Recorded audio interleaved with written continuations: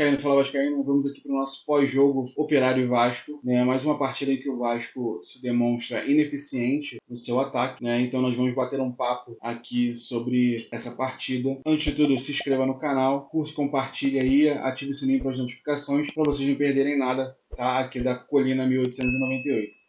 Bom, o Vasco mais uma vez se demonstra ineficiente ao jogar contra times mais fracos do que ele, né? Não tem uma formação tática diferente, não tem uma inovação de jogadas, não tem uma transição rápida entre zaga e meio de campo, e com isso sempre o ataque acaba sendo prejudicado. O Vasco é um time que, para não dizer covarde, né? Porque alguns jogadores podem achar que está sendo ofendida a honra dele, mas é um time com medo, é um time que tem mais medo de errar do que um time que tem vontade de vencer, né? Essa é a verdade do Vasco nessa temporada. É uma mentalidade que provavelmente o Carille deve ter colocado na mente desses jogadores, porque ele já saiu e mesmo com o treinamento com o Felipe, nada de novo aconteceu.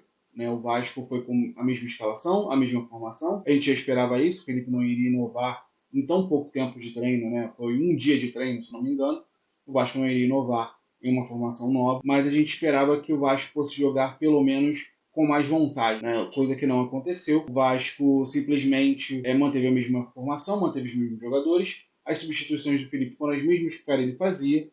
Não houve nenhuma inovação nas substituições, nem o Vasco jogando um pouco mais para frente, nem o Vasco querendo pressionar, apenas o Vasco com medo de errar, né, e não sair com um resultado positivo da Copa do Brasil. Claro, um resultado de 1-1 fora de casa não é um resultado totalmente catastrófico, não é um resultado ruim, por assim dizer, pelas condições como abrir o placar primeiro, se torna assim um resultado um pouco ruim, um pouco lamentável, porque a gente esperava assim que o Vasco fosse ter uma vitória até mesmo elástica pelo adversário que enfrentou. O Operário não é uma equipe forte, não é uma equipe que pode causar grandes danos ao Vasco, mas como o Vasco teve medo de jogar a partida, né, o Vasco continua com a mesma história, o mesmo ímpeto de voltar a bola para a zaga, deixar o adversário se reestruturar na partida, para aí sim depois ele atacar, né? Então permite com que os seus adversários se formem e ele não consegue converter isso em um ataque efetivo com gol, né? A gente teve aí o chute do Nuno Moreira, que foi um golaço, na verdade, né? A gente viu que o Nuno ele entrou muito bem nessa equipe,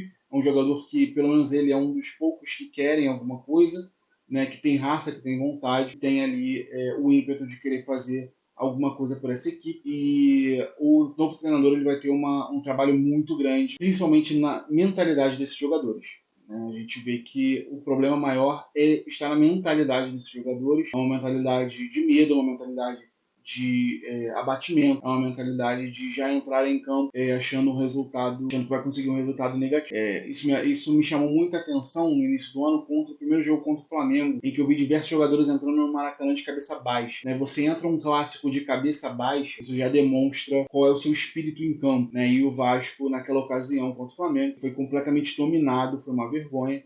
Então você vê que essa mentalidade ela continua no Vasco. Né? Os jogadores, muitos entram de cabeça baixa em campo, né? E eu não digo ali aquele momento que o jogador abaixa e se bem, se faz o sinal da cruz, ou algo assim. É o momento em que o Vasco, ele no corredor, os jogadores já estão de cabeça baixa. Então, o próximo treinador ele vai ter que trabalhar muito essa mentalidade com os jogadores, vai ter que ser um psicólogo mesmo, vai ter que chamar o jogador, vai ter que conversar com ele e entender o que está passando pela mentalidade dele, essa falta de confiança que talvez ele já tenha, né? Coisa que o Carille não fazia com esses jogadores. O Carille não é um técnico conhecido por elevar o moral da equipe, né? Então, o mais especulado que nós temos é o Fernando Diniz, ele é especialista nisso, basicamente. O Fernando Diniz terá um longo trabalho caso ele assuma o Vasco da Gama, ou qualquer outro treinador que venha terá esse trabalho aí bem difícil de ser feito.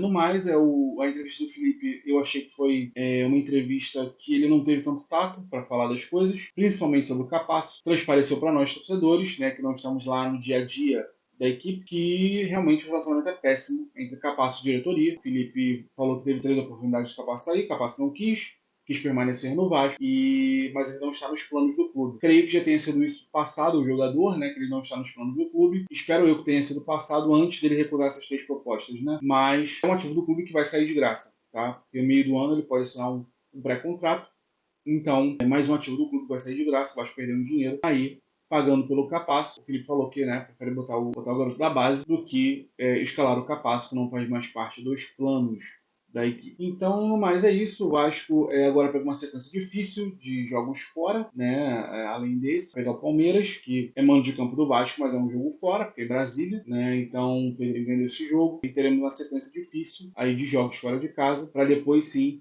a gente conseguir jogar 5 jogos seguidos aqui no Rio de Janeiro, tá bom? Então, ficamos no aguardo aí de um novo treinador, que é necessário que seja um treinador que balance esse elenco, que chacoalhe esse elenco, porque a mentalidade dos jogadores está péssima.